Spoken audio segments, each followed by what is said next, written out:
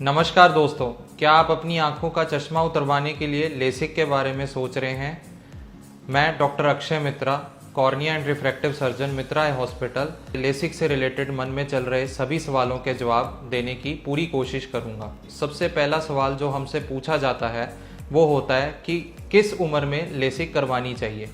तो दोस्तों, इसका जवाब मैं देना चाहूँगा। अक्सर जो बच्चों का चश्मे का नंबर होता है वो 18 से 20 साल की उम्र तक आके स्टेबल हो जाता है।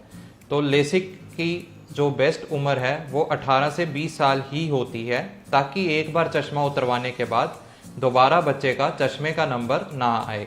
इसीलिए हम यही रेकमेंड करते हैं कि लेसिक 20 साल के बाद ही करवाएं। दूसरा पूछे जाने वाला सवाल जो होता है वो ये होता है, क्या लेसिक हमारे लिए सेफ है?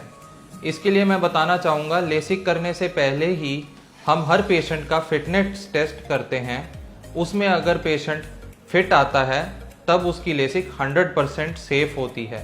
अगर पेशेंट फिट नहीं होता तो उन्हें भी घबराने की ज़रूरत नहीं होती। उनके लिए हम दूसरे प्रोसीजर्स करते हैं, जैसे कि ICL। तो एक बार अपना फिटनेस टेस्ट हमेशा लेसिक से पहले ज़रूर कराएं।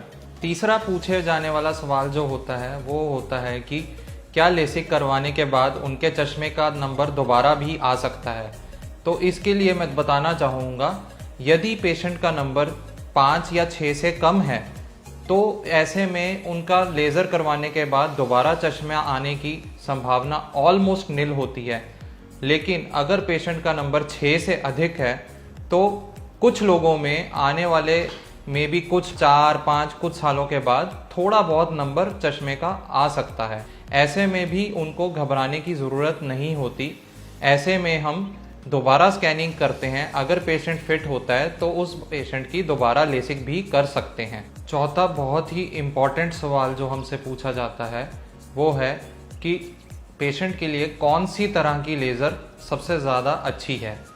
मैं बताना चाहूँगा, अक्सर लोग इंटरनेट पे सर्च करके हमारे पास आते हैं, जैसे कि अलग अलग तरह की विधि सर्च करके आते हैं, जैसे कि PRK, smile, contoura, epiLASIK, blade free LASIK. तो मैं इनमें से बताना चाहूँगा, लेसिक एक ऐसी फील्ड है जिसमें समय के साथ तरह तरह की एडवांसमेंट्स आती जा रही हैं।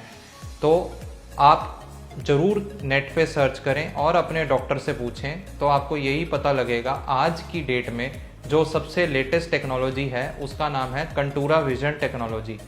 ये टेक्नोलॉजी पंजाब में सबसे पहली बार मित्रा आई हॉस्पिटल फगवाड़ा में ही लगाई गई है।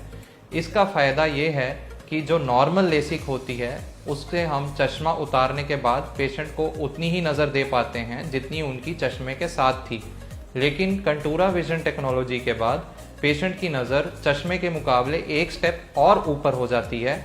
और इसका एडवांटेज मेजर ये रहता है कि पेशेंट को बाद में कुछ कलर्ड हेलोज या नाइट ग्लेयर या कोई रीडिंग डिफ़िकल्टी भी नहीं आती। तो ये एक तरह से जो नॉर्मल लेज़र है उससे काफ़ी ज़्यादा एडवांस टेक्नोलॉजी है, और मैं आपको सजेस्ट करूंगा कि प्रेफरेबली कंटूरा विजन कराने के बारे में ही सोचें। एक और जो बहुत ही इम्पॉर्टेंट क्वेरी होती है पेशेंट्स की वो ये होती है कि लेज़र करवाने के बाद कितने दिनों के बाद वो लोग अपने काम पे जा सकते हैं। तो इसके लिए मैं बताना चाहूँगा, लेज़र करवाने के इमीडिएटली बाद नेक्स्ट डे आप अपने काम पे जा सकते हैं।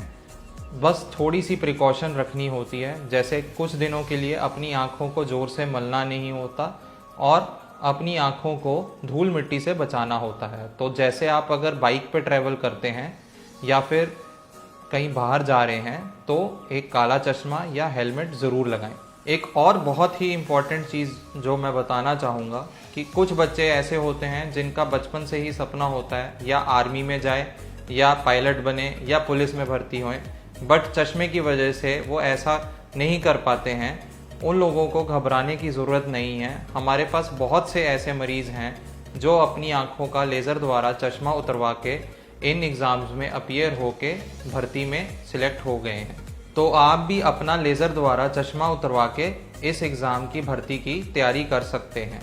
आशा करता हूँ कि मैंने आपके मन में चल रहे ज़्यादातर सवाल के जवाब दे दिए होंगे। इनके सिवा अगर फिर भी आपके मन में कुछ सवाल हैं तो आप हमारे फ़ोन नंबर पे कांटेक्ट कर सकते हैं या इस वीडियो के नीचे भी अपना कमेंट्स में मेंशन डाल सकते हैं। अगली वीडियो में हम आपके उन सवालों के जवाब कवर कर लेंगे। Thank you.